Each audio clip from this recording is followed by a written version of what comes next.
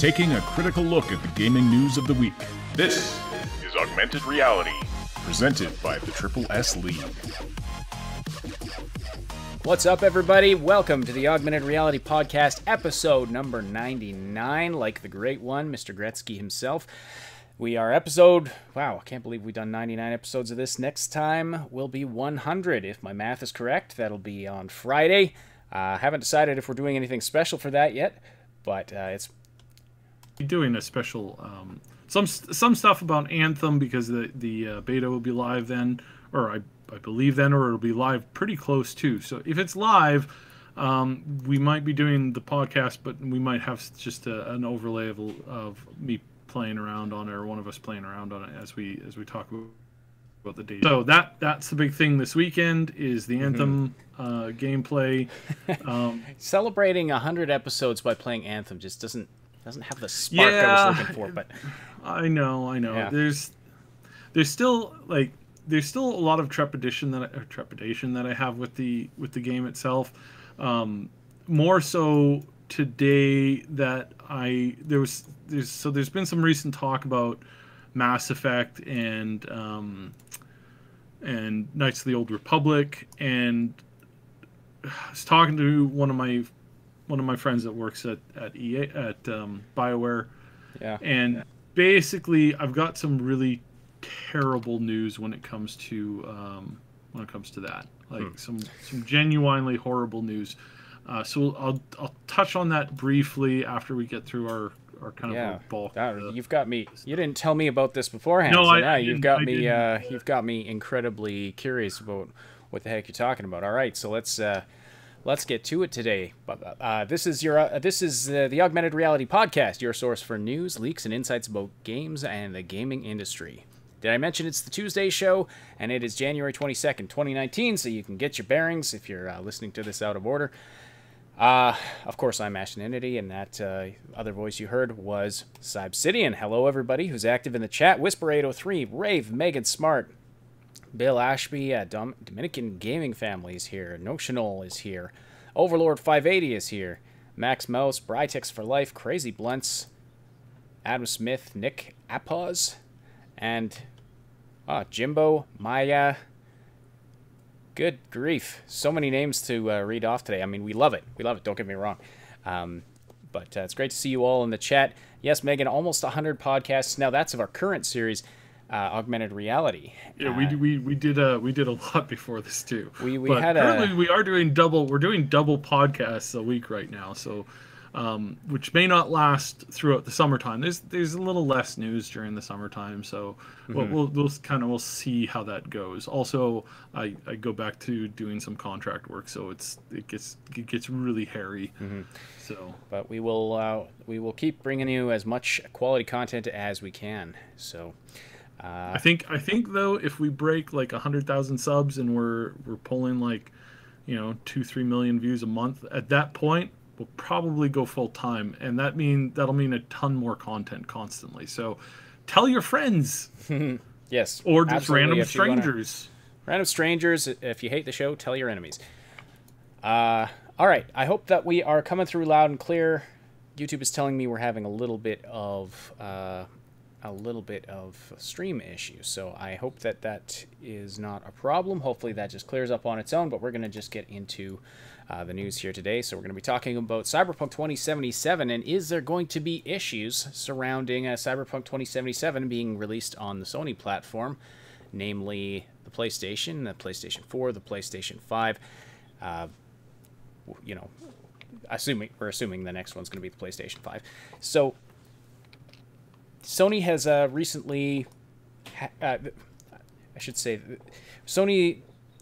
Not recently. Not recently. Recently is the wrong word. But Sony has some content guidelines that are relatively new, that come into play for its and anything in games that revolves around sexual content and presumably nudity.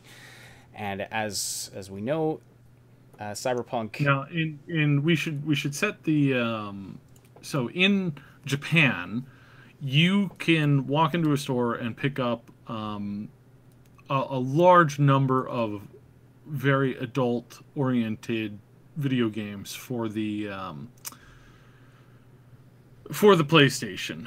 This is not new. This has been around for a really, really, really, really long time. Some of these games are region locked, to be sure, 100%. But on top of that, there's also some other issues that come into. Oh, and the sound's going through the roof right now. So there's definitely some minor issues with like that as far as like internationally and all this other random stuff, and you think that this would be, if they've done it before, why would they stop doing it now, kind of thing, right?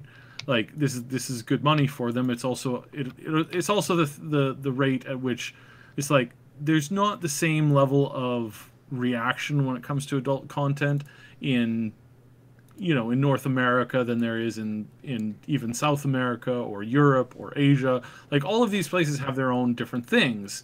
In some, if you want a cultural lessons, in some cultures, it's actually considered to be provocative to walk around with clothes on. So that this is, everything and anything can mean anything, to certain cultures. So some people, they don't get upset by this kind of stuff. Other people, that they lose their absolute minds. Especially like parents and stuff who tend to they'll let their kid play Mortal Kombat and rip out somebody's spine, but you put a nip slip in there, and oh my goodness, that's the crap needs to be burned to the ground at that point. So that's just kind of setting up the fact that this is not a new issue. This has been around for ages, and as far as this goes, normally it's been let the Japanese community create what they want, and if they sell it locally, fine. That's the way that it goes. But there's these quote unquote new standards that have been put in to fall in line with the I believe the tweet was the global standard, which is no nudity, period. That's the new standard. Whose global standard is this? This is, this is the new standard that apparently operates out of California. The global video game standard. Yeah, that doesn't make any sense. Yeah, so this is problematic to say the very least, because what this means is that when it comes to Cyberpunk 2077, and this is why this story is kind of in the news right now, because there's a bunch of smaller channels and a couple of people here and there who are saying, hey, this game is definitely going to be censored. Definitely, 100%. And they're making this quite clear. This has not been confirmed by anybody at Sony yet, and this has not been confirmed by anybody at CDPR. This is just wild speculation right now. Well, this is something people have been talking about because they know about Sony's policy on sexuality and nudity. They know about all the adult content that's going to be in Cyberpunk 2077. So the natural question is Cyberpunk 2077 going to have some kind of a neutered or censored PlayStation release, whereas the Windows or Xbox release will be free and clear of all that? Will the PlayStation version be toned down in that area to some respect? Which I think is a valid question, but there has been nothing specific reported about Cyberpunk 2077 or about CD Projekt Red, commenting on this or anything like that. So don't get that kind of an idea. But we're commenting on it today because it has been something that others on YouTube have been talking about. So we wanted to clear the air, but also discuss what are the possible ramifications of this. What could possibly be coming down the pipe as far as Cyberpunk 2077 on the PlayStation. So that kind of presets the thing. So again, not confirmed by anybody, but what this puts Sony in a precarious situation, because this is not just a handful of games that have run into this new censorship rule and have had to heavily censor themselves and completely change certain content. in some regards. But this has led to at least one game being fully canceled in late development because they suddenly didn't have a place to sell the game. Yeah. Now, so P-Cube, I would say to that studio, that they're crazy that they can release it on Steam. They can release it on a whole bunch of different platforms. There's even one or two platforms that I can't really say the name of here on YouTube that would more than willingly take their game and sell it. But unless they had some kind of a contract in place. But yeah, Omega Labyrinth Z almost said Zed. Omega Labyrinth. It's that video we recorded earlier. Omega Labyrinth Z. They canceled the Western release of it, citing that they must respectfully comply with the wishes of the platform holder, which is Sony, and then also the most recent Senran Kagura game was delayed in the West because they had to change some things due to Sony's new policy. Now, my question here is, why is it the Western releases? Well, it's both actually. Like this has affected Western releases, but this is now starting to affect Eastern Asian, Japanese releases as well. And so that's where there's a lot of people that are really upset about this, and again, justifiably so. There's a lot of people who are very angry about this whole thing, and they are, they're upset and they're annoyed with this. So that's where this kind of falls down to, is like, so, at what point or where in the realm of lines does this fall into? So, yeah. Well, keep going. Sorry. That's all I had on that. So that there's those two examples of Western releases being delayed and or canceled, and I was just curious about why the Western releases. They didn't mention the Japanese releases or any other market. Yeah, and that's partially to do with the fact that especially the Japanese audience is very upset about this. Like, they're really not happy about this whole process. So this is going to cause more problems, going forward. Dominican Gaming Family is asking, wait a minute, isn't Steam going through some censorship as well to some extent? Now, we covered that a while back. Do you just want to touch on that quickly? The Steam? Steam, yeah. Well, not. So the only thing that Steam is really trying to jump on is stuff that is borderline illegal, in certain countries, major countries like North America, for example. Lolita stuff is kind of ignored by a fair number of censors in Japan. That stuff is not ignored by censors in America. Like, you put, put in that kind of stuff, you're gonna get yourself burnt, and that happens like that. That also runs in the sense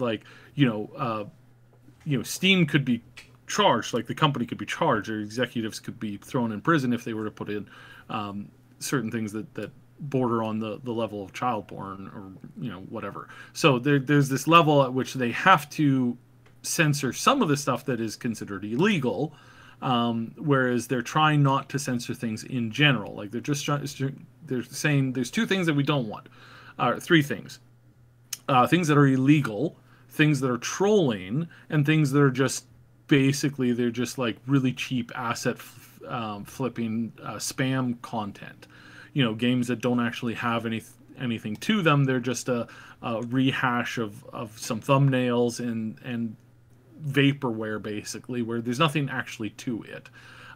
So yeah, that's the big thing to kind of remember in that. It's not that thank you, HTK. Oh my goodness, thank you so much. It's not that they're being censors. This is actually a really good move, and I definitely applaud Steam for doing this. And some people say, oh, they're censoring this, they're censoring that, but you look into it and it's again, it's not a perfect world, but there's no such thing as a perfect world in this world. I was going to say, censoring, it's not censorship if you're taking down something from your platform that is illegal, that you yes, know, yeah. Say like, take that up with the government. Now, for me, I would, for me, as far as like art goes, I'm pretty libertarian on this kind of stuff, where it's like, basically we should let most stuff go out there. However, there's a handful of things that even I draw the line at, and that's things that are, again, it's basically what Steam says. It's anything that's like overtly illegal needs to just stop. Anything that's just vaporware, like, we shouldn't encourage vaporware. Like, it's just basically spam and garbage, right? And then we also shouldn't encourage, like, predatory microtransactions aimed at children, and even aimed at adults, because it's like, addiction to gambling is an actual, like, chemical thing that happens in the brain, and though you can be, like, kind of trained into it or trained out of it with a lot of effort, there needs to be some level of, like, just basic decency when it comes to that kind of stuff. Right. And none of these practices make anything that's great. It's not that the latest predatory game that's out today is offering you something that you can't get anywhere else. It's like, no, absolutely. No, that's not We're true. talking about the stuff that's going to be taken down is garbage anyway. Yeah. So sorry, we're kind of miranding on the topic. But I wanted to bring that up because because we're trying to set the foundation. Yeah, Steam, though, because Steam made a big show of this, about saying that they weren't going to censor stuff based on content that's not illegal. So and some people had an issue with that. And but yeah, I remember covering that a while back. Mm-hmm. But yeah, so anyway, so Sony's a different case. Sony is with their standards cover things related to I guess, sexuality and nudity. I don't know what you would call that. Moral qualms. Yeah. So, but in this case, what Sony has done is they've set themselves up as either hypocrites, or they've set themselves up for potentially taking a major loss when it comes to competing in the space of Microsoft on this particular title. So here's the scenario. Now that we've kind of laid out the thing, and you all understand the foundation of what's going on, here's now the problem that some people, and this is why there's YouTube videos and all this kind of stuff going on right now, basically they're saying, look, if this is the new standard, then this game is going to be censored 100%, right? And for some reason my phone just hates me. That's the new standard, is that here's the rules. The rules are no nudity, period. It's like, okay, small problem. You have a major title coming out that is going to have full frontal nudity in it, not just, chest up or waist up. Like, it's full frontal, which means that we're going to be seeing some hilarious GIFs and all kinds of things that are not safe for work, and but that's the price for art, And so this is where some people are sitting there saying this is going to result 100% in the complete loss of this game on the PlayStation for being what it is that CDPR puts it out as. It's going to be censored by force by either PlayStation, or CDPR is going to censor it so that it's censored across all platforms. That's what the prevailing thought right now is. So first of all, in the second point of that, CDPR is not going to censor this for the PC just because the PlayStation says, hey, you can't have nudity on our game, on our console. That's not going to happen, period. They've been very clear about this being what they're going to do and how they're going to do it. And I've got a quote from Badowski here, actually. And yes. It really plays into this. He says, nudity is important to us because of one reason. This is Adam Badowski, one of the big people at cheesy, CDPR, talking about their philosophy behind the game. It wasn't just, oh, boobs. Like, there was a thought process that went into this whole inclusion of nudity in the cyberpunk world, in their cyberpunk world. And so he says this is cyberpunk, so people augment their bodies. So the body is no longer sacrum or sacred, it's profane. Because people modify everything, they are losing their connection to the body, to the meat. And that's why we need to use the nudity in many situations. This has to do with the themes of the game itself. And so yeah, I would agree with Cyb that CDPR is not going to go back on that just because one platform says, no, you can't show this. This is built into the game. This is built into the entire philosophy behind how they designed the game. So they're not going to change. Now, it's going to make it a little difficult when we're producing content for YouTube. Yes. So hopefully there are some solutions there, perhaps, that might help with that. But well, it's not going to be in your face all the time. It's going to be no.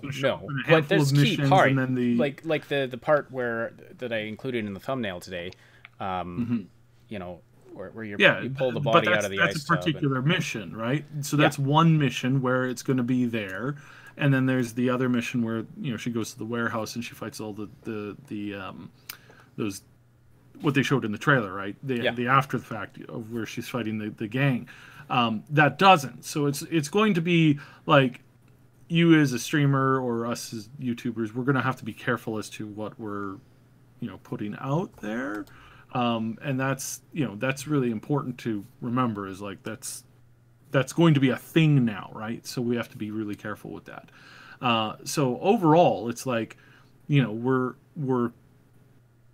going to have to be careful with when it comes to some of this stuff, but overall, CDPR has made it quite clear that this is an important step to their artistic levels. Well, see, that's Dominican brings up this point. He's surprised that Sony Japan didn't fire the higher-ups of Japan America. I hate to tell you, I really do, but the heads that are currently running the Japanese location, they are under the people who are in Japan, Sony America. And you're going to say, what? And yes, the heads of the company are now based, the head company, the shot callers, the absolute top of the company are now based in America. They're no longer based in Japan. Period. And this comes as a shock to a lot of people because they're going, I never heard this happen. This happened about a year ago. It had been a gradual changeover that had been going on for quite a while. And while you still have some of these key people, the one guy who's now the head of Sony America, that you see the guy who was at, I can't remember his name off the top of my head, but the guy who was at the Game Awards doing the thing, he's now the head of all the companies. He's going to answer to his board, but his board is now well over 50% American owners and not primarily Japanese anymore.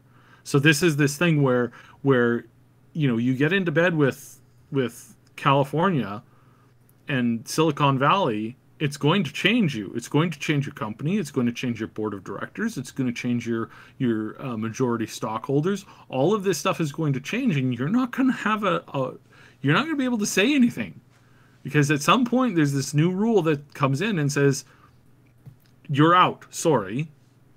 This is the new way that we're doing stuff." I mean, we've seen it with all these companies before.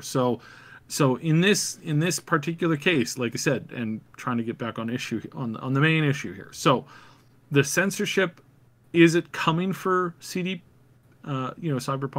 2077? Is this something that we're going to have to worry about?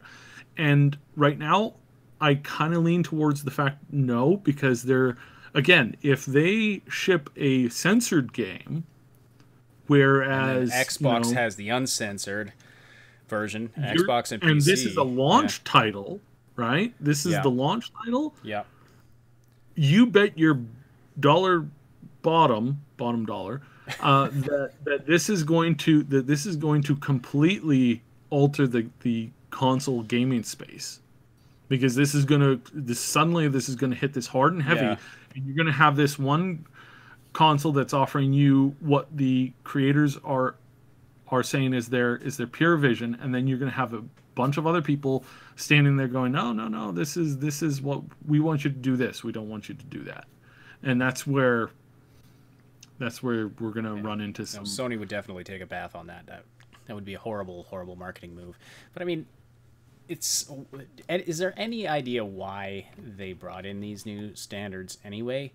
I mean, there's already rating systems, and as several people in the chat have pointed out, there's already rating systems, so parents can be aware, in theory, of what's in the games they buy, so they're not buying something incredibly... Yeah, and you think because, again, a lot of these games are only coming out to, that did have this stuff was only coming out to Japan, so why do this? And I can't tell you. I don't know enough about the thinking at Sony to explain that concept. I can make an assumption that there is this, hey, we've got to make it, so that we can advertise this to more kids or something. Even though I know that they know this, the majority of PlayStation players are not, the majority of them are older than 18, not younger than 18. So I again, it's like, but you're marketing it to their parents because their parents are the ones that have the money. And maybe, but yeah, maybe, but I doubt it. Yeah. Well, I mean, in any case, it's basically changed from Sony America to Sony Japan. Now, the big problem here that we haven't really kind of hit on, which I said before, but we didn't really expand on, is that they're setting themselves up to be hypocrites. Because if they come out and they say, oh no, we're not going to censor Cyberpunk 2077, then they're going to have all of these Japanese developers look at them and go, WTF. Right. We have this hand-drawn, cartoony, stuff that's not anywhere near the graphic, photorealism that you're getting in Cyberpunk 2077. So what gives? Why are you doing this? And at this point, it would not surprise me. And if, my goodness, if Xbox, sent in, if they pulled this right, which I don't think they're going to be able to do. This is me imagining that the people at Xbox are 100% geniuses. If I were Xbox, I would get I would hire a couple, they have people in Japan that work for them, obviously, but I would hire a bunch more, and I would send a representative to every single studio that is now having to censor or alter their games with a giant gift bag, a giant, several of them, actually, and for them to come in, bow, give them, with two hands, hand them the latest dev kit for the next Xbox console, and say, we would be honored to have you play, make your game for this console, and here is a check that we're giving you. Just if you launch it, here's a check for putting it out on our marketplace. You know what that would do? Overnight, I think, especially if this is done like about a year before the next Xbox comes out, so basically doing this right now, I think honestly, you would have the biggest shift of game developers in Japan move from developing games for the PlayStation to moving over and completely handing them over directly to Xbox as exclusive titles. And what you would see immediately following that is, again, if they did this perfectly, you'd have a flip between, the predominant console in Japan being the PlayStation to the predominant console in Japan being the new Xbox. And I think that would monumentally shift the whole direction of the industry and move it towards not just Xbox, but them also putting it out on their Xbox store and whatever. And again, just making sure that you have a lot of parental filters and going about it in a respectful, proper way. Now, if they did that, oh my goodness, that'd be hilarious. But that's me dreamscaping here. So just kind of, keep that in mind. So what I think, how this is going to affect this, Sony's put themselves into a corner. They're either basically admitting that they're hypocrites, or they're going to put this new rule ahead of their sales, and I think that's honestly going to really, really, really hurt them, because I don't know if you guys know this, and I know that the media doesn't know this, I know that politicians don't know this, and I know that most gaming executives don't know this, but we gamers actually play games for fun and to get away from reality. We play games to escape into a world of video gaming, to have fun and to be challenged and to see new experiences and to do new things that we couldn't easily do in the real world, and in some cases definitely wouldn't do in the real world, even given the opportunity to. You know, I've been given lots of opportunities to jump out of planes. I've only done it twice. And even then, not happy about it. Not something I would actively go to do. My sister said the other day, "Hey, let's let's go and do some skydiving for fun." And I'm like, yeah, you know what? Not fun. You know, the first time you parachute into a conflict zone, it's probably the last time you kind of want to do it. Just saying. I don't think that's what she was talking about, but all right. Yeah. But at any rate, anyway, I don't want to digress too much here, and I don't want to give too much of my family life away. But that's the whole thing, is that people don't understand what gamers are here to do. I guess I've been doing it all. I've been playing games to inform my political and social stances on things. I guess I've been doing it wrong. Yeah, clearly. Don't know what. But that's the way that's the preferred way of doing it now, and so that's where we're at, and that's kind of so. Basically, to sum this up, because we want to move on to the next topic. Basically, to sum this up, is will we see censorship of Cyberpunk 2077 on the PlayStation? The answer to that is, at this moment, we don't know, and I don't think CDPR knows either. I don't even know if Sony knows at this point, because again, they started to implement this stuff thinking that they weren't going to have to deal with this, and now suddenly they're standing there, kind of looking dumb, going, "Oh crap!" Now we've got this major title coming down the pipe that has, because I guarantee you, where this game sits right now, aside, the only thing that's holding this game back from being the absolute best game of of the year that it releases, whether it's 2019 or whether it's 2020 or 2021 in some crazy people's thoughts. Where we're currently standing with this is that the only thing that's holding it back from being the guaranteed game of the year 100% is this whole first person exclusive thing. Oh, in whether or not that should have put money on it. Should have put money on the fact that you would say that. Yeah, I know. Which we will not dive into again. We're not going to dive into it again. I'm saying that only no, I see what you I get what you mean. Like I agree with you. I'm not trying to disparage your point. But it was just funny. I was like, he's going to say first person. I'm sitting here thinking he's going to say first person. And that's the only thing. And why that is, we've covered that before. It's basically there's a percentage of players that just refuse to play first person exclusive games because for a variety of reasons. A handful of them, about 5% of gamers just can't do it because of the way that the FOV works, the way that focusing on certain things works. I just said we weren't going to get into it. Yeah. So, anyways, we've talked that to death. The only thing, which is a small thing. It's not a big thing, and I've said this before. If anybody can do it right, CDPR can.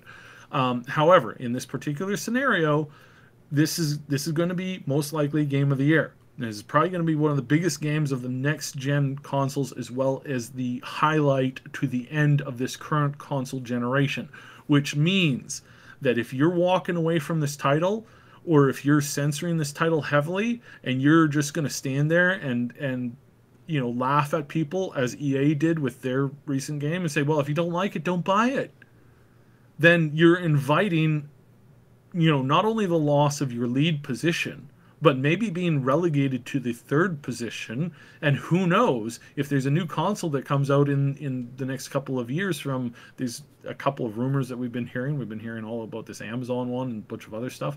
If this happens and the market doesn't like you for it, and you've suddenly turned on all of your developers who have been following along with you for years. We talked about how there was a potential for certain larger titles that are coming out in the near future to be put on the Xbox as well as PlayStation. And that becomes more of a possibility if PlayStation falls to the number 2 or number 3. At no point would somebody who's an independently owned company say, I'm not doing an exclusive deal with you because honestly, it's not worth the money. We can launch on all of these other platforms and we'll make 10 times the amount that we'll make on your crappy platform. So no, we're not doing that. And unless you own the company, you can't tell them anything. So that's basically where we stand with this. And as gamers, be prepared because this might get ugly. Like honestly, this might get really, really ugly down the road. The ones hit hardest, of course, may be the PlayStation gamers, as we have a few in the chat. I noticed Megan mentioning earlier, and then somebody else saying they were going to throw out their PS4 if they censor Cyberpunk.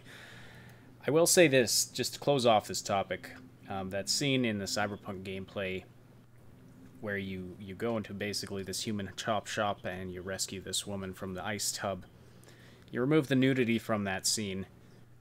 You have not removed any of what's truly disturbing about what's going on there. And no child should be playing that game, in my opinion, regardless of whether or not there are nipples visible. It's not a game for kids, and it delves into the dark side of humanity. It delves into some disturbing stuff and some funny stuff. But you can sort of falsely cover up the nudity, or like sort of unrealistically eliminate that aspect, and you haven't done anything to make it more family friendly. In quotes, family friendly. So. That's my thoughts on that.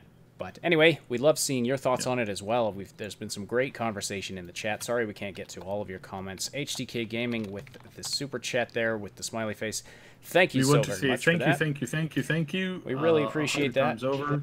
We really, really do. It's this podcast is brought to you by people like you because, I mean, we'd be doing the podcast if we didn't make any money at this at all, but we definitely wouldn't be able to do it on right now, doing it twice a week. Definitely wouldn't be able to do that, and we definitely probably wouldn't be able to stretch it to like an hour or two. We'd be forced to like kind of confine it to like 45 minutes, and we wouldn't be able to really get into this stuff. So thank you so much for supporting us because it means so much, and it's it's also really helps our morale as well, because it's not easy. So especially oh look, we were demonetized again for what reason doesn't say, just says demonetized. And so when stuff like that happens, it sucks. And so your support when you're watching videos and when you're giving direct support to us in the form of super chats and stuff like that, so thankful. And honestly, like this is the way that all of the big media giants right now, this is the thing they fear the most, is when and this is funny because originally every newspaper started out as a small local paper that dealt with things that were immediately important to their community, and the big mega giants have really moved away from this as a general concept of caring about that. Anyways, HDK says, well, I'm not here always here live, but I love catching up with you guys, and once in a while being able to be here and hear you talk about our favorite topics. That's good. But no problems, fellow. Much love to you too. Thank you so much. It's very, very helpful. So the other big news that we have in the Cyberpunk universe is Cyberpunk Red, which this might be the first time you're hearing that title, but if you're big fans and big followers, this is not.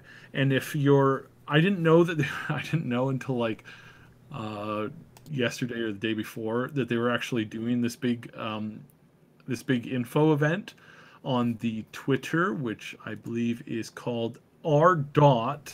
Talsorian Games. So that's R. Talsorian Games. That's the name of the company that is putting out. Well, that's Mike Pondsmith's company, hey. And yes.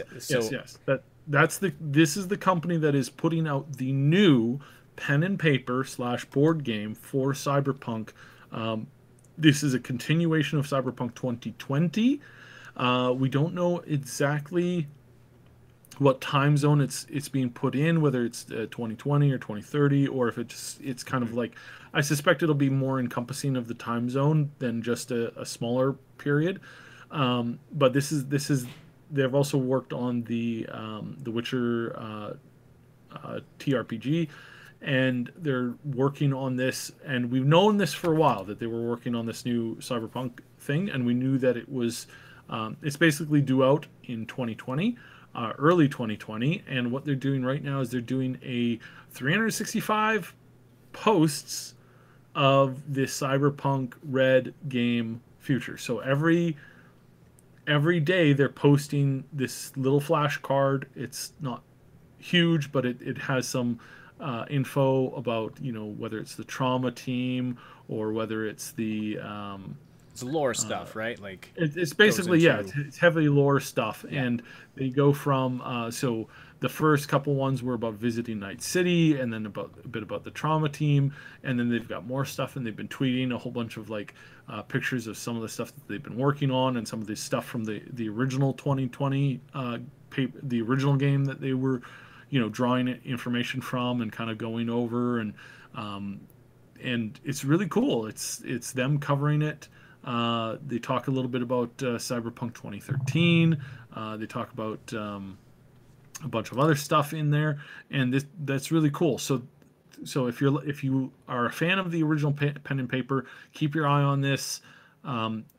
This is basically them confirming that this game is probably going to be out at the end of this year or into next year. What we know that hasn't really been talked about on this game is there is going to potentially be a form of a digital tie-in to Cyberpunk 2077, or another game that is being worked on.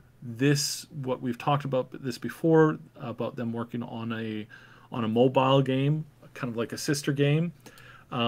We know that there's going to be that they have been for a very long time. We know 100% that they have been working on a mobile version of this, kind of like in between this pen and paper and Cyberpunk 2077.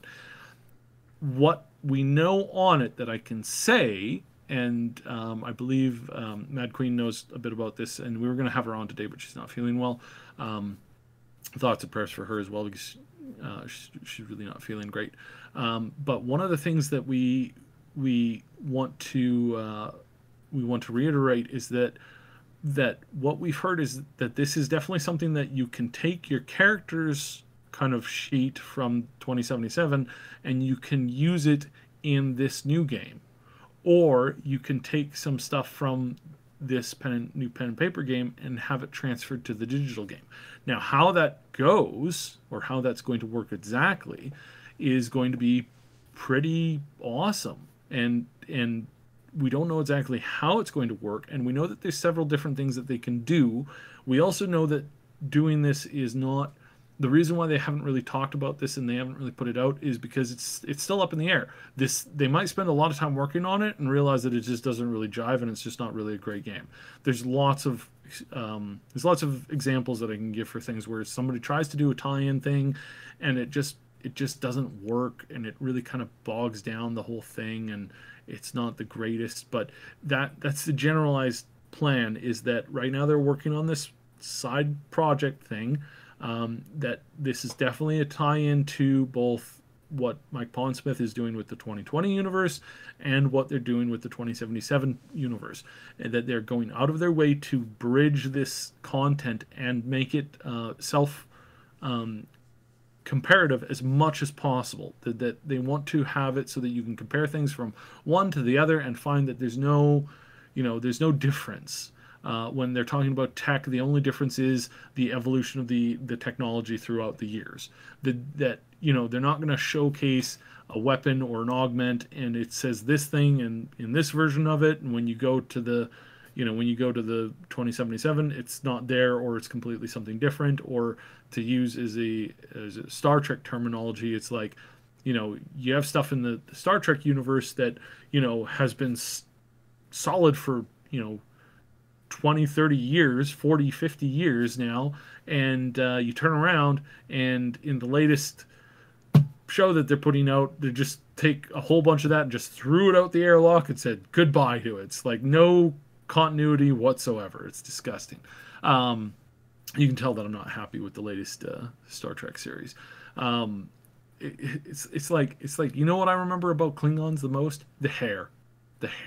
I remember the hair with the Klingons. It was all about the hair and the ridges in the forehead, but mostly about the hair. That's my memory from pretty much every Klingon I've ever seen growing up. Like turn on the new series now, whether it's this current one or the Kelvin movie series, and it's like, oh hey, look at the thing that they did to the Klingons. Just kind of crapped all over it. So anyway, sorry, minor rant.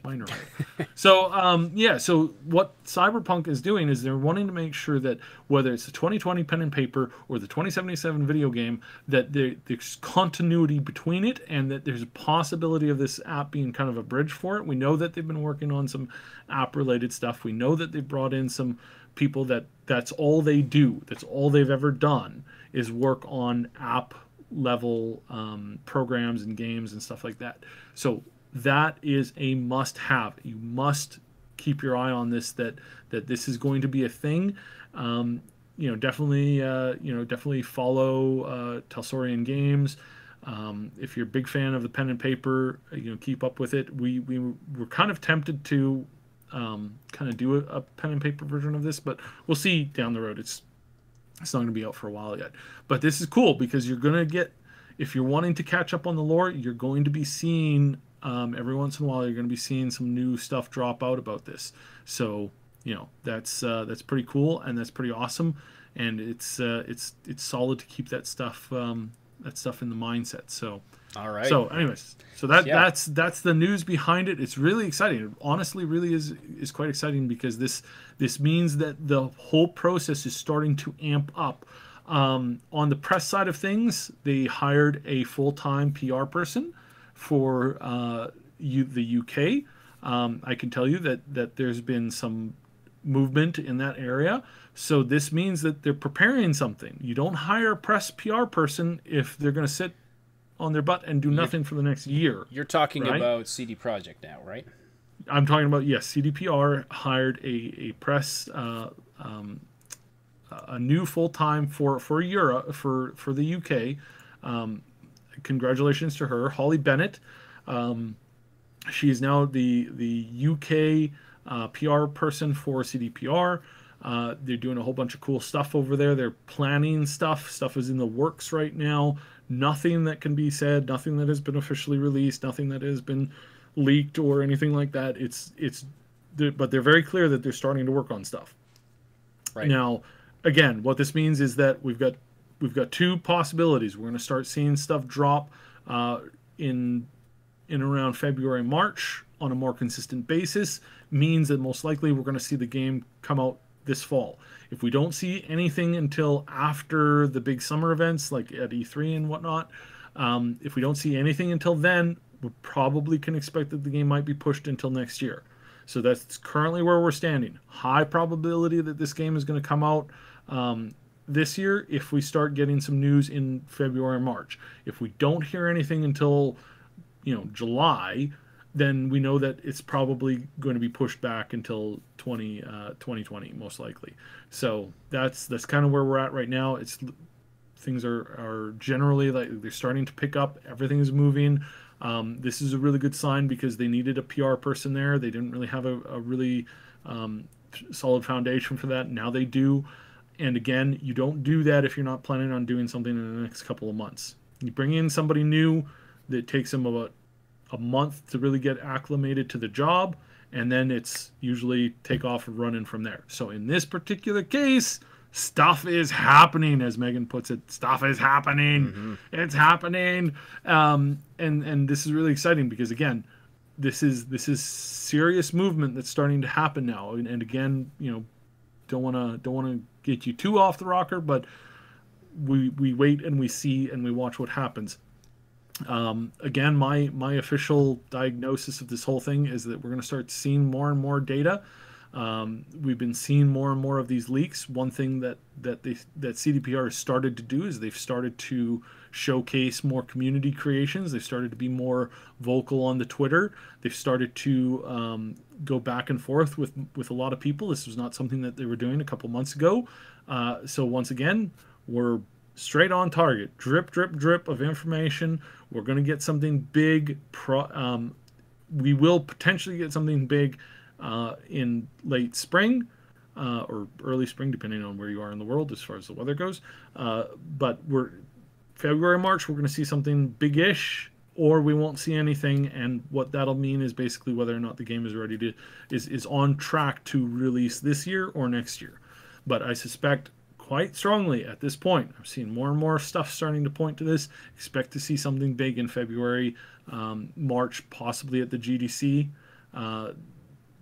It's where they initially announced this game. There's going to be a lot of developers there that are interested in checking this out, and we know that they're not opposed to that. So we'll keep our eye on that, and I honestly expect that by, again, probably within 2 months, we're going to see some big piece of information drop, but a continual drip, drip, drip. They've been doing this all along for the last couple months, exactly as we predicted. So, yeah. Mm-hmm. All right. If you're listening live today and you're active in the live chat and you want to keep the conversation going after the live broadcast, we welcome you to join our Discord community. If you're not listening live today, we welcome you to do that as well. You can find the link in the description below. It's a place where you can chat with us and other Triple S fans about all the things we love to talk about and stay up to date about everything we're doing here at the Triple S League. You can request content. We can talk about whatever you want to talk about. Lots of awesome gaming conversations happening there. So recommend you do that. Also, don't forget to slam the like button on this podcast to tell us and YouTube that you appreciate this content. I see Dominican Gaming Family left, but I wanted to get to his question. Hey, Cyber Ash, have you heard about the writer? Sorry, I'm just having to correct some of it here. Cyber Ash, have you heard of the writer, the Star Wars Rogue One writer from Disney, who was interviewed and bashed EA like hell for their mistreatment of Star Wars? I saw something on that. Yeah. I didn't have the chance to look into it in any depth. Yep, it's basically, he's right. He's 100% right. He got really into it. It's a really interesting podcast or video to watch him. He gets really upset and he hammers EA for, again, basically what I said in the last podcast is like, where is all of the games, between where are the games? It's like that. There was almost 20 titles released in the same time frame that EA has had their hands on this, and they've released 2 games. Like it's just, and it's led, I believe, it's really helped. Like if the games were great, if the games were amazing, right? If the games were top of the line. They were really good. They were really solid. And there were crap movies or no movies at all. I mean, that's where we were at a few years ago. We didn't have any new movies. There was nothing going on. I played Dark Forces and Jedi Knight. And I played all this stuff when there was nothing happening in the movie space. There was nothing good going on in that direction. And yet, for some reason, EA can't even keep pace with the movies, which is just disgusting in general of like just getting content out there, right? We've had 4 Star Wars movies, Rogue One and Solo, and the 2 movies in the series. Granted, 2 of those were absolute garbage, and one of them was passable and one of them was fairly okay. Like, that's not great by any step of the imagination. However, at least there's content. We don't even have that when it comes to EA. And again, it's not hard, EA. It's not hard. You make, go out, make a Pazaak game, make a game featuring the stupid board game that they played. Make a flight sim. Make just get on this stuff. Like, good Lord, you've done nothing with this series other than cancel more games than you've put out. I cannot believe in this day and age that we can look at any video game company that's worth its salt, that's produced actual content like the Dead Space series, despite the fact that the last game was poorly implemented because of microtransactions. And look at their work and say, you know what, you guys are so bad at making video games, we're gonna trash your entire work. We're just gonna throw it all in the garbage. It's nothing. It's not even worth bringing out in any way, shape, or form. Despite years going into this, we're just done with this. We're done with you. We're done with the studio, and we're gonna move this all over to another studio. And a couple months later, we're gonna cancel all that. It's like, my goodness. What is going on at that studio, and who is running it? And do they know how to even build an empire? Like, seriously? And it's just sad in so many levels. And now I'll get to the thing about KOTOR and BioWare. Frankly put, from a recent interview that Casey has done, and some news coming out, more than one source, and this is why I'm talking about it, because it's more than one source now. From my sources in the game, we're never getting a KOTOR 3. I hate to break it to you, and I'm really upset about this too. This is responsible on a number of different levels. First is that LucasArts, and unfortunately George Lucas himself, never approved a third game, despite the fact that multiple pitches of alpha and beta games were presented to them. With the concepts, with the story, with the writing, and every single time they shot it down. This was before Disney got their hands on it. After Disney got their hands on it, they were about 2 steps away from canceling and shutting down the entire KOTOR game, the MMO. They were like inches away from canceling that period because they didn't want to get involved in it. They didn't want to get involved in a game that they didn't control 100% absolutely, because it still fell under the old agreement under LucasArts. And they haven't really been able to add additional new content to that game because of the heavy restrictions on the story and on the lore.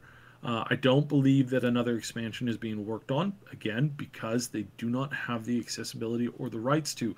The one expansion that they put out was basically agreed to before the deal was done with Disney. So again, that kind of grandfathered them over, but there's no new content being made for that game. And KOTOR 3 is not going to happen from BioWare, 100%, and it's highly doubtful that it'll happen under EA, period. And why? Because EA doesn't think they can make that much money. They've made more money off that stupid Star Wars Galaxy mobile game than they have off of all of the other titles that they put out so far, which isn't hard because both of those flopped so badly. And why? Because people pay $200 to unlock Anakin, as a collectible character. And again, I don't know why. But and it's just horrendous. There was this really cool app that they had. It was kind of like it was basically kind of like a Diablo-ish light thing for the phone that was out. That game was out for like 2 months before they shut that one down too. Again, as soon as Disney stepped in, they killed it off. And because Disney doesn't like doing online things, they don't want content that people come back to again and again and again, play for free. They want content that people come back to and buy over and over and over again. So that's kind of more or less where it is. But officially, the word is that even if they had the opportunity, which they do not, they don't even have the desire to really get into a new KOTOR game, because they know that it's just going to be riddled with problems and politics, and it's not going to be something that they can really work on and really get out there, which really sucks. It really does. It really, really does. Me and Ash, sorry, I said that wrong. Ash and myself, huge fans of the original Jagged Alliance. We like those two, but the Jedi Academy. Oh yeah, Jedi Academy, the online thing. We were playing that before online was a thing, dude. Like seriously, like the only games we were playing online back then was for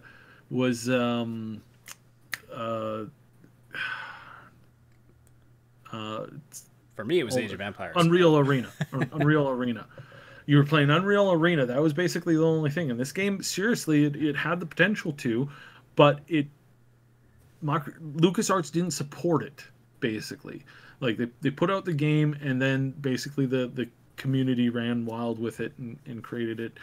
And it was just good on so many levels. It was a good game. All of those Jedi Knight games were good. Were fantastic. They were such good games. And, and the story for the whole Dark Knight, the whole Jedi Knight, the whole Dark Forces series is, in my opinion, way better than any of the movies they've put out. Seriously. It's right up there with the second original movie. Like 100%. It was so good. And you just don't have that anymore. It was lost. It was completely thrown to the wind, and it was completely forgotten about. Why? Because, whatever. And so at this point, BioWare is not going to be able to do it. They have, at this point, there's a discussion currently on the table as to whether or not they're after Anthem ships and they start work on the next Dragon Age game. Well, they're kind of like, so Dragon Age is in a kind of a funny position. So they had been working on it for a while. They moved a lot of people over from it to Anthem. And then they've been slowly moving people back to Dragon Age. So we might actually get Dragon Age within the next year or two, maybe. It's a really big maybe at the moment. They're certainly teasing it like they're going to drop it next year. But basically, when they've moved on to that, and then Anthem's like in the rearview mirror, and they're just working on new content or whatever for it, and it's kind of like when they're working on their next game, they're going to pick up their next title. Right now, there's a debate whether or not they're even going to pick up Mass Effect. So let that sink in for you. They're at the point with Mass Effect that they don't even know whether or not they can come back to the series because of how poorly it did and how bad the reception is right now, and whether or not it's even worth their effort because of a whole bunch of issues that I probably shouldn't talk about. So that's where we're at with that, and unfortunately, my dog agrees. It's just a sad, upsetting thing. It's really, really, really, really sad. So press F to so play that's it the to news. Pay respects. Yeah. So that's the news on that regard. I'll quickly cover the Anthem stuff. So Anthem demo, VIP demo is out this weekend. We're gonna have, depending on where you are in the world, we're gonna have from Friday till Monday-ish. Again, depending on where in the world your time zone is. So keep your eye on that. There's lots of people are going to be streaming it. There's no NDA on this one as far as I know right now. So it's going to be streamed everywhere. It's pre-order access. Everybody who pre-orders it is getting codes for friends. We're going to start to be able to preload it here in a day or two. This is the same beta that they had back in December. I said this last week. It's nothing else. This has been confirmed yet again. This is almost a 2-month-old demo at this point. Significant changes have been made in the live game, so you're going to be able to play this if you pre-ordered this weekend. The next weekend, the 1st of February, we're going to have a free weekend. Everybody can get in on this game. I really hope the servers are capable of handling it, because if not, they're going to run into a big problem. I'm hearing that there's some potential that it might be extended. So keep your eye on that. Now, do you think that one will still be this 2-month-old build? Or oh yes. Yeah. In fact, when we get into the game this weekend, our progress is going to save from now until the open beta. Okay. So we're going to work on our characters this weekend, and those characters will still be there in the February beta. After that, though, it's gone. It's wiped. They're gone. You have to re-download the game. It's a totally new game at that point. Lots of changes, lots of updates to a whole bunch of things. Any issues that you run into are quote unquote fixed, but as of the new release, etc., etc.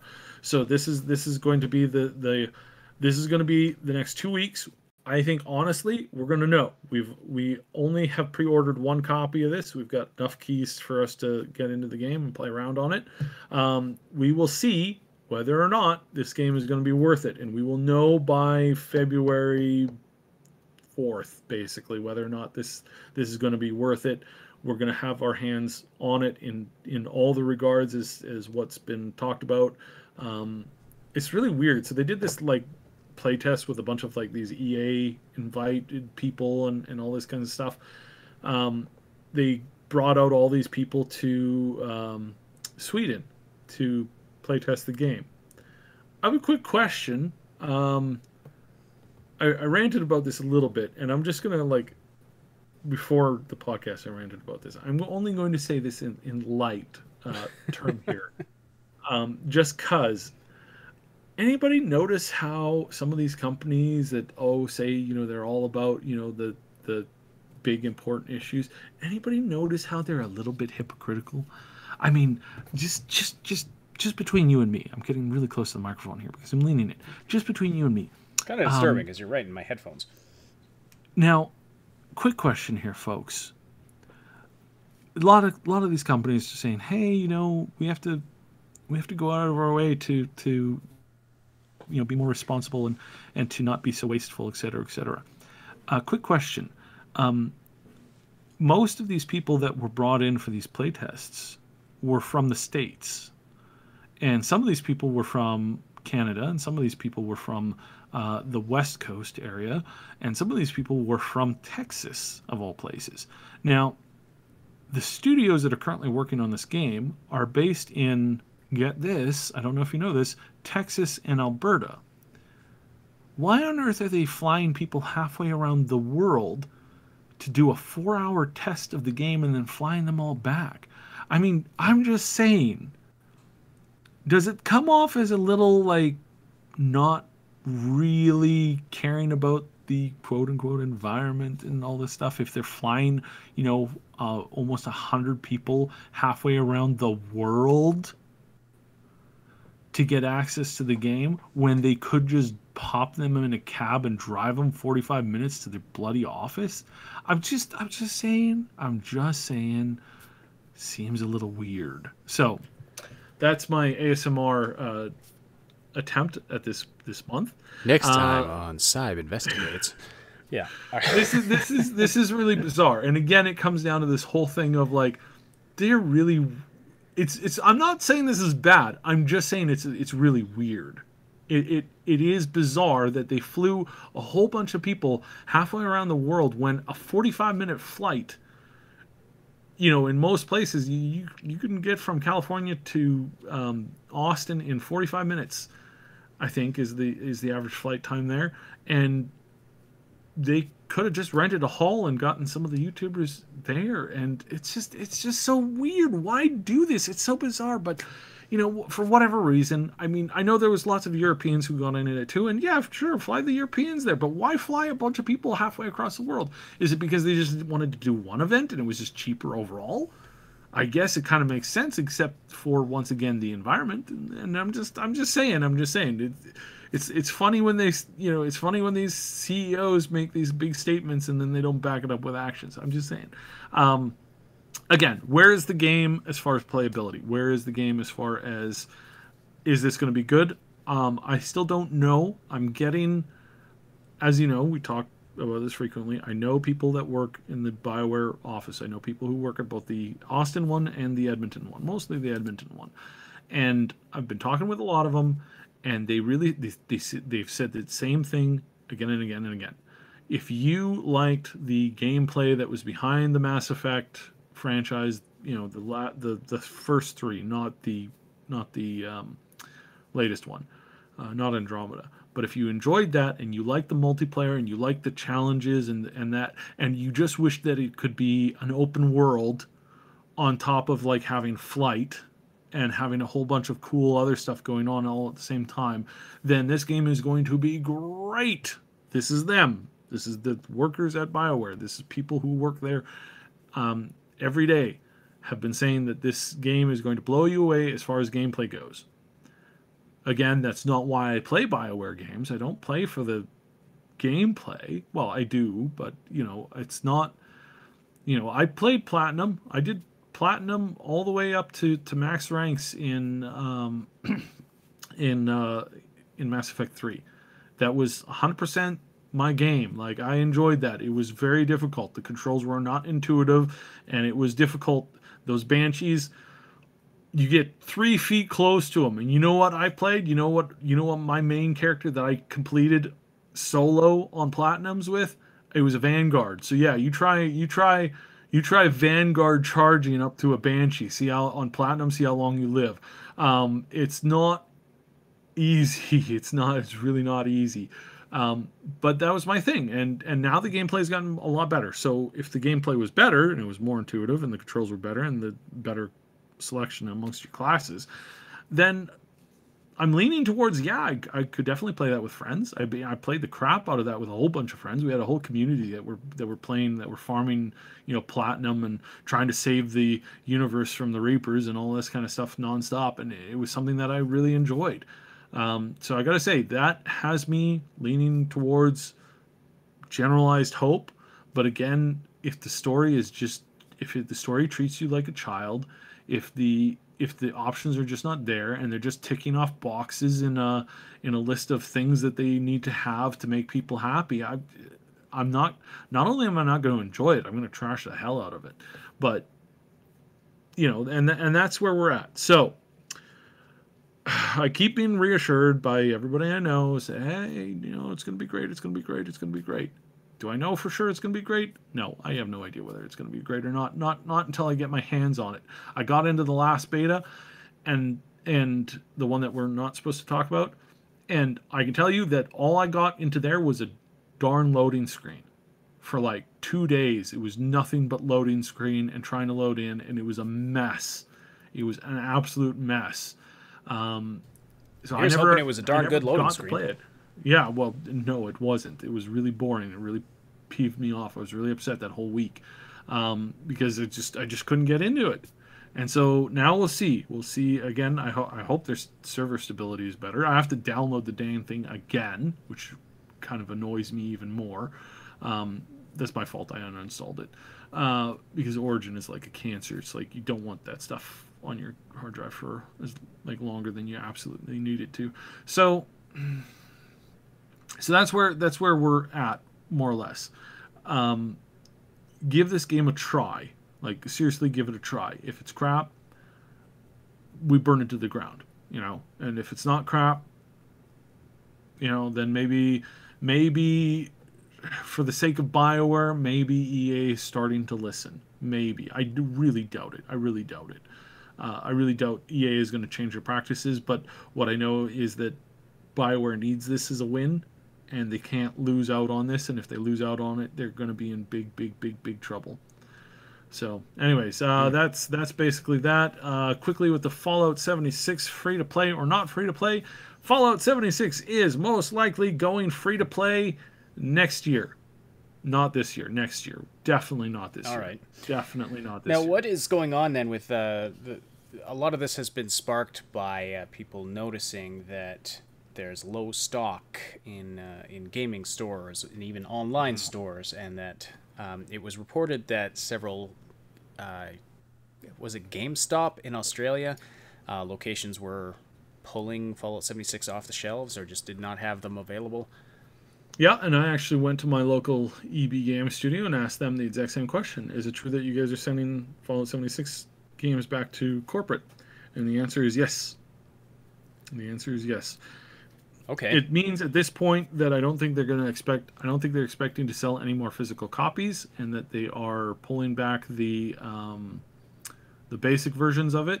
Because they're not pulling back the special and limited and collector's editions, like the stuff that actually has stuff in it. They're just pulling back the little base game. Flimsy. Yeah, they're pulling back the thing that basically has a fake disc in it with a code on it that you enter on the website. That's all they're doing. Because you don't even get a disc with it. They're not anymore these days. So yeah, that's basically where they're at. Is that they're just pulling the copies. That's to be expected. As far as the base game becoming free to play, most likely, most indefinitely, this will be free to play at some point in the future, probably when they introduce private servers. And what we can expect to see there is that the private servers will cost you to rent them. So you'll have to buy, $10 10,000 atoms to rent a server for the duration of a month or something like that. And then it's up to you whether or not you're letting those free players, those players that are free to play, that they didn't spend anything on the game, whether or not you let them into your server or not. You can have a password on your server, just like any Minecraft server. You can do whatever the bloody you want to. It's totally up to you. So, you know, in that case, I think honestly, looking at it, we can say, yeah, that's probably the best move. And oh, by the way, it's probably the only move that'll save this game down the road. Like right now there is, and we reported on this about a week or two ago, right now there's over 1 million, there's almost 1 million, not over 1 million. There's almost 1 million people playing this weekly. That's a big number of people playing this game. That's a huge number of people playing this game. Despite all its problems, it does have that grind that some people really enjoy. You know, going out, gathering a bunch of stuff, crafting a bunch of stuff, then doing that on a rinse and repeat. People have been doing that in Minecraft for like a decade now. So would they do it inside a buggy mess of a game, 76? Yes, I think they would. I think there's big issues with the game, and again, I'm not defending the bugs in the game. I'm not defending the release state of the game. But I'm also not saying it's as bad as certain other people on YouTube have said it is. There's some people who are out there who said that this game should never have even been tried. I don't agree with that fundamentally. I 100% believe that this game should have been tried. They just should have made it a little bit better. They made some really bad calls, not because they were malicious or whatnot. I think they made, like I've said with the NPCs thing, they generally thought this was a good idea.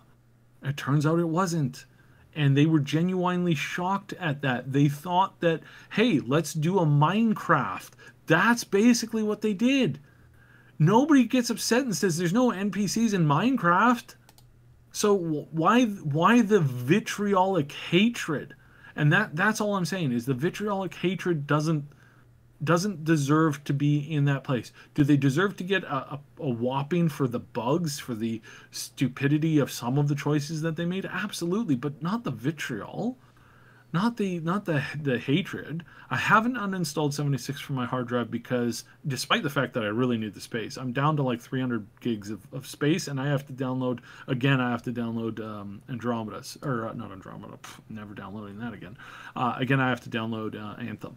So I need the space, but I'm not getting rid of the space. The primary reason why, because the game's not done yet.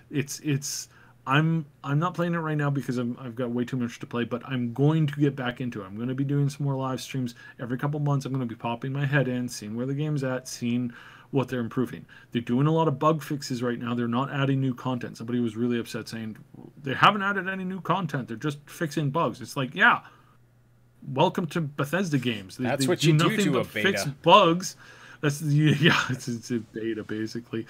And again, 100%, they should not have charged the amount that they charged on it. Honestly, this game was a $20 game tops, but that's what you can get it right for right now if you go to the right place. So again, I understand the upset. I understand there's a lot of people upset. We get a lot of comments about how, you know, we're shilling for Bethesda. I am not a shill for Bethesda. I'm not a shill for anybody. Like, seriously.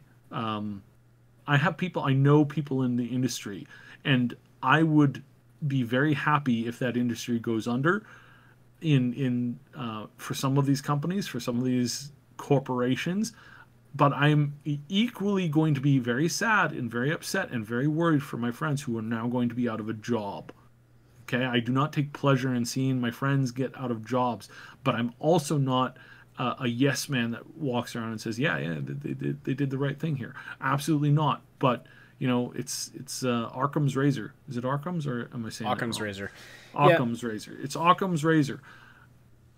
Bethesda screwed up on the same things that they've always screwed up. They put out a buggy release. What Bethesda game have people been playing that is not full of bugs? I don't understand. Is it unacceptable? Yeah, it was unacceptable. It was unacceptable when they did it with Skyrim. I've told this story before. I didn't play Skyrim for the first 6 months that it was out. Why? Because it was unplayable. You remember it now because you managed to like get through those bugs, and you managed to get the patches and the fixes, and if you were really good, you went on to Nexus and you fixed a bunch of the stuff there. I didn't start playing Skyrim until, like, I didn't start playing Skyrim a lot until well over a year after it was out. Well over a year. And again, the exact same situation is here with 76 is I doubt we're going to get any, I doubt I'm going to get any considerable joy out of 76 until at least a year down the road. And probably not until mods are quite commonly used in it, and that's the point. Probably till I can get my own server, set my own rules, make it a super survival server, bring in a ton of mods, mod the hell of it up, and it's going to be, at that point, it's going to be worth it. At that point, 100% it's going to be worth it, I think, in my own opinion, because again, the community is going to fix a bunch of these problems. Now, does that mean that Bethesda shouldn't have tried to fix these bugs? No, absolutely not. They should have, 100%. 100%. Releasing this for an $80 game, $150 for collector's edition, and $300 for the Power Armor edition is ridiculous, and is a disgusting display of ineptitude somewhere along the line. And again, I don't want a bunch of people to be fired, but I do want a bunch of those people to go home, do some serious thinking, and go, how can we make sure that this never happens again? Because that's the only way we're going to get a good Elder Scrolls 6. It's the only way we're going to get a good Starfield, is by them going home and saying, what did we mess up on and how can we make it better? But at the same time, I'm not willing to burn them down yet. They deserve some general stuff. So that's where that is. It's definitely going free to play, but again, I don't expect it to go free to play for over a year now, because they have a year of stuff. They got it 6 months to at least fix the basic bugs and to get things into a proper, generally running shape where it should have been for release.